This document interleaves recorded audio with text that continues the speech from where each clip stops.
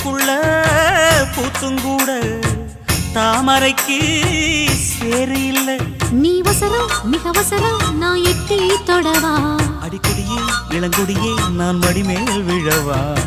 சோழ காட்டுக்குள்ள சுகம் கண்டதால காளங்கண்ணு குட்டி தூக்குது வாழ.